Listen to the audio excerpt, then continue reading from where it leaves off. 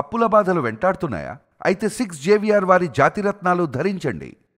Hi, welcome to మన TV. నేను మీ Manoj. Montha effect ఏపీని విరుచుకుపడేలా చేస్తుంది.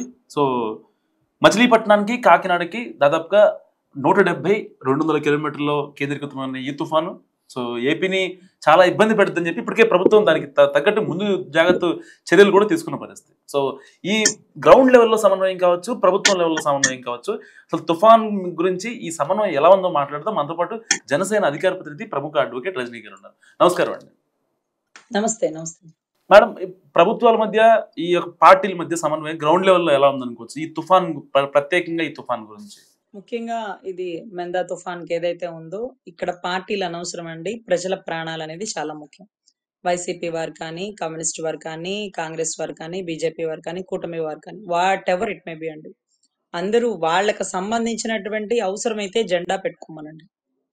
అవసరమైనటువంటి భోజన సదుపాయాలు, వాటర్ ఫెసిలిటీస్ గవర్నమెంటే ఇవ్వాలని, గవర్నమెంట్ ఇచ్చే వరకు ఎదురు చూడకుండా ప్రతి ఒక్కరూ తన వంతు సహాయంతో యువత ముందుకొచ్చి ఈ రకంగా ఇబ్బంది పడుతున్న వాటిని పునరావాస కేంద్రాలకి తరలించడానికి కానీ, ఎందుకంటే అంటే వర్షంపు ఛాయలు అలుముతున్నటువంటి పరిస్థితుల్లో కాకినాడ పరిసర ప్రాంతాలు, ఉప్పాడ బీచ్ గురించి మీ అందరికీ తెలియంది కాదు.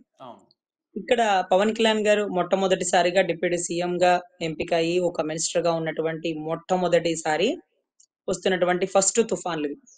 సో ఆయనకి దీని గురించి ఎంతవరకు అవగాహన ఉంటుందో లేదో తెలియదు, కానీ చుట్టుపక్కల ఉండే కలెక్టర్లని కానీ, డిపార్ట్మెంటల్ వాళ్ళని కానీ, వీళ్ళందరినీ కూర్చోబెట్టి గతంలో ఎలా జరిగింది, అప్పుడు ఎట్లా చేసేవాళ్ళు, అప్పుడు కంటే ఇంకొంచెం మెరుగ్గా చేయాలి.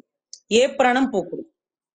పోయిన తర్వాత మనం సానుభూతి వ్యక్తం చేయడం కాదు, పోకుండా కష్టపడాలి, కాపాడాలి అంటూ పగలు రాత్రి కూడా లైవ్ డిటెక్టర్ల ద్వారా లేకపోతే లైవ్ కెమెరాల ద్వారా టెలికాస్ట్ చేయించుకుంటూ ప్రతిదీ వీక్షిస్తున్న టైం అండి. తర్వాత నెల్లూరుకి సంబంధించి మంత్రి నారాయణ గారితో, లేకపోతే వీటికి సంబంధించినటువంటి శాఖ మంత్రి ఎవరైతే హోంశాఖ మంత్రి గారు అనిత గారితోనో, వీరందరితో కూడా సమగ్ర విచారణ జరుపుతూ ఉన్నారు ముందుగానే.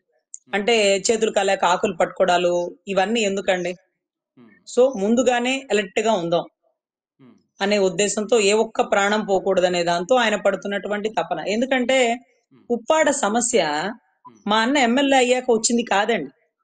ఉప్పాడ సముద్రం మా జనసేన పార్టీ పుట్టిన తర్వాత పుట్టిందేం కాదండి. చాలా దారుణం. అక్కడ ఎంతో మంది ఎమ్మెల్యేలు పిఠాపురం నుంచి పోటీ చేసినారు. పిఠాపురం జమీందారుల నుంచి పరిపాలిస్తున్న ప్రదేశాలు. అక్కడ వర్మ గారు అయితే ఇండిపెండెంట్ గా కూడా గెలిచినారు. వంగ గీత గారు మన వైసీపీ పార్టీ నుంచి, అంతకుముందు ప్రజారాజ్యం నుంచో లేకపోతే అంతకుముందు టీడీపీ నుంచో ఎప్పుడు కూడా గెలుపొందినటువంటి పరిస్థితులు. అయితే మా అన్న వచ్చాక ఉప్పాడ సమస్య, ఉప్పాడ పరిసర ప్రాంతాలు, సముద్రం పరిసర ప్రాంతాల్లో పొల్యూషన్ అయిపోతుందంటూ మొన్నటి రోజున జనాలందరూ రోడ్ల మీదకి వచ్చి ధర్నా చేస్తుంటే కలెక్టర్లు సైతం వద్దు సార్, జనాల్లోకి వెళ్ళలేరు, ఇబ్బంది అవుతుంది, వాళ్ళు అసలే కోపంతో ఉన్నారు, వద్దొద్దు అంటే ఆయన ఒకటే చెప్పినారు, పారిపోకూడదు, ప్రజలు ఓట్లేశారు, సమాధానం చెప్పాలి, తిడతారు, ప్రశ్నిస్తారు, అడుగుతారు, అన్ను కాకపోతే ఎవరు అడుగుతారు, నేనే కదా ఇక్కడ ఎమ్మెల్యేని అంటూ ఆయన ఎంతో ధైర్యంతో అంతమంది మనుషుల బాధ, కోపం అన్నిటినీ నేను తట్టుకుంటాను, ఆ ప్రజల సమూహాన్ని తట్టుకుంటాను అంటూ ఆ స్టేజ్ మీద ఆయన మాట్లాడుతుంటే, ఇది నాతో బిగినైన సమస్య కాదు. దివీస్ కానీ, ఇక్కడ ఉండే ల్యాబొరేటరీలు కానీ ఈ ప్రభుత్వం వచ్చినప్పుడు కట్టింది కాదు. వైఎస్ జగన్మోహన్ రెడ్డి గారి టైంది కాదు, రాజశేఖర రెడ్డి గారి టైంలో ఆయన స్వయంగా కట్టించినటువంటి దివీస్ ల్యాబ్, ఆయన టైంలో వచ్చినటువంటి పరిశ్రమలు, కెమికల్ కంపెనీలు, what ever it may be. So మనము ప్రభుత్వంలో ఉంటూ గత ప్రభుత్వం ముఖ్యమంత్రి గారి తండ్రి గారి గురించి కూడా చెప్పడం గొప్ప విషయం అండి. ఎందుకంటే ఎప్పుడైనా మన గురించి మనం చెప్పుకుంటాం సర్వసాధారణంగా, తర్వాత పక్కనోడు పని చేయలేదని చెప్పుకుంటాం, ఇది ఇంకా గొప్ప. కానీ మన టైంలో కాదు, ఆ వ్యక్తి టైంలో వచ్చిన ఈ ల్యాబొరేటరీలన్నీ ఎంతో మందికి ఉపాధి వచ్చింది. సో తద్వారా వచ్చినటువంటి జనరేట్ చేసినటువంటి పొల్యూషన్ అనేది సముద్రంలో ఎంత లోపలికి వెళ్ళి కలుస్తుంది, ఆ కలిసిన ప్రదేశంలో చేపలు ఎలా చనిపోతున్నాయి, వాటి వల్ల ఉపాధి మత్స్యకారులు ఎలా కోల్పోతున్నారు, చేపలే కాదు వాటి పొల్యూషన్ ఎక్కువైతే ప్రాణహాని ఏమన్నా ఉండే అవకాశం ఉందా, నాకు 100 రోజులు టైం ఇవ్వండి, దీని గురించి సమగ్ర విచారణ చేస్తాను, నేను చేసేస్తాను, నేను చూసేస్తానని చెప్పను, నేను చేయగలుగుతాను, దానికి ప్రయత్నిస్తాను. అసలు ఇదేంటో సమస్య తెలుసుకుంటాను. నాకు తెలియంది తెలుసని గొప్ప చెప్పడం ఎందుకు? తెలియంది తెలియదనే చెప్పాలి. తెలుసుకుంటానికి ప్రయత్నించాలి. సో ఇక్కడ ఎవరు శత్రువు ఎవరు మిత్రుడు కూడా అర్థం కాని పరిస్థితుల్లో ఈ ఉప్పాడ పరిస్థితుల ప్రాంతాల్లో మత్స్యకారులు మళ్ళీ చనిపోయారని, సముద్రంలోకి వెళ్ళిన వాళ్ళు రాలేదని, ఉప్పాడ పరిసర ప్రాంతాల్లో ఏది జరిగినా గౌరవ పిఠాపురం ఎమ్మెల్యే గారి మీద రాళ్లేసేద్దామని ఎదురు చూస్తున్న ప్రతిపక్ష నేతలకి గట్టి సవాల్గా నిలబడ్డాడండి. ఈ రోజు మత్స్యకారులతో పాటు నేను కూడా అక్కడ దాకా వస్తా, సమస్య ఎక్కడవుతుందో ఎక్కడ బిగిన్ అవుతుందో చూస్తా, దీని మీద సమగ్ర విచారణ చేపిస్తా అంటూ గ్రీన్ ట్రిబ్యునల్ ని, నేషనల్ ట్రిబ్యునల్ వాళ్ళని, తర్వాత డిపార్ట్మెంటల్ ఆఫ్ ఎంక్వైరీని అందరినీ పిలిపించి ఫిషరీస్ కి సంబంధించి, కెమికల్ బోర్డుకి సంబంధించి వీటన్నిటితో వారితో మాట్లాడుతూ ఉన్నారండి. ఇప్పుడు ముఖ్యంగా ఈ ఉప్పాడ పరిసర ప్రాంతాల్లో, సముద్ర తీర పరిసర ప్రాంతాల్లో, కాకినాడ పరిసర ప్రాంతాల్లో ఇవంతా అంటే సముద్రం అంటే వర్షాన్ని తట్టుకోగలం కానీ సముద్రం ఉప్పెనైపోతే, సముద్రం మరొక సునామీగా చూపిస్తే దాన్ని తట్టుకోగల పరిస్థితుల్లో అక్కడ వాతావరణం ఉందా లేదా? సో ఆ దరిదాపుల్లో ఉన్న ప్రతి మత్స్యకారులని ఖాళీ చేపించి పునరావాస సెంటర్లకి పంపించడం కాదండి. పునరావాస సెంటర్ లో కనడానికి దగ్గరగా ఉండే గర్భిణులు ఉన్నారు, పునరావాస సెంటర్ లో పసిబిడ్డలు ఉన్నారు, వృద్ధులు ఉన్నారు.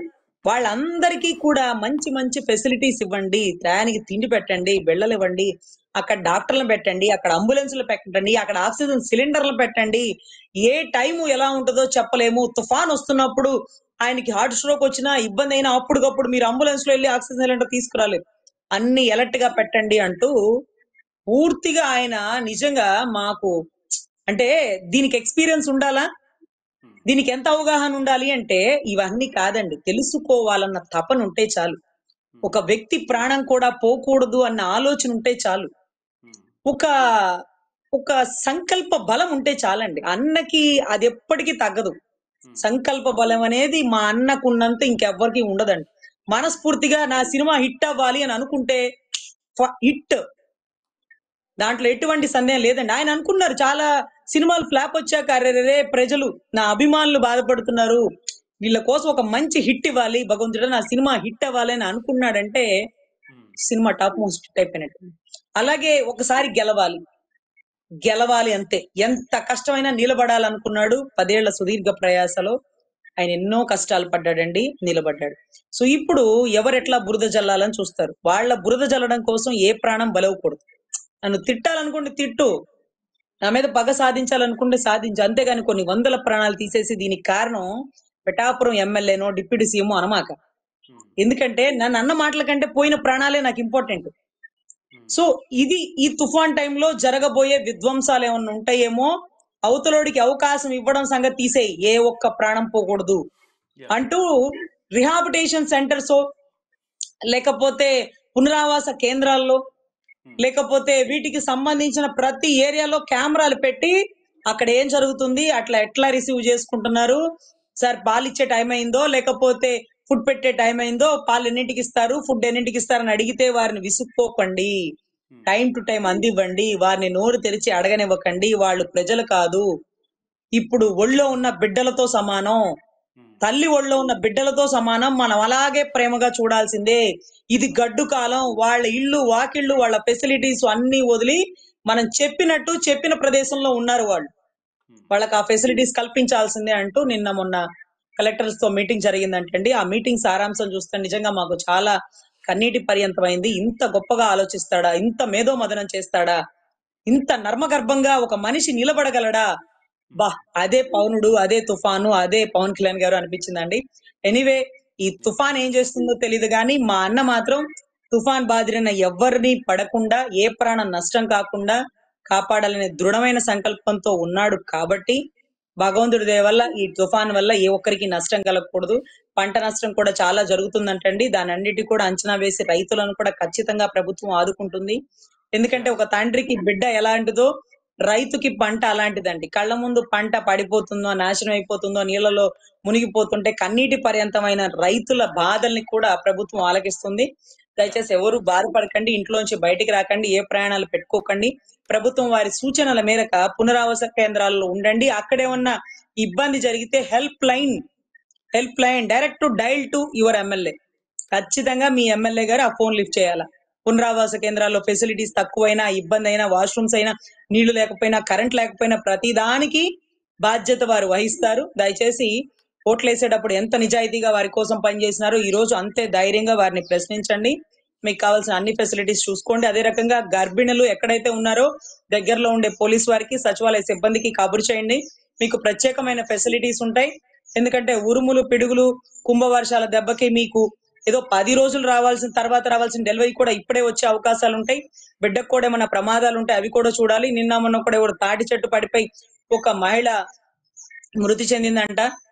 దయచేసి ఇట్లాంటి టైంలో బయటికి రాకండి. పిడుగులు, వర్షం పడే అలవాటు ఎక్కువ ఉంటది కాబట్టి, అవకాశం ఎక్కువ ఉంటది కాబట్టి ముందు మన ప్రాణాలు రక్షించుకుంటూ మన తోటి వారి ప్రాణాలను కూడా కాపాడవలసినటువంటి నైతిక బాధ్యత మనది. ముఖ్యంగా యువత తరలి రావాలి. మీరే ఈ సహాయం చేయగలవారు.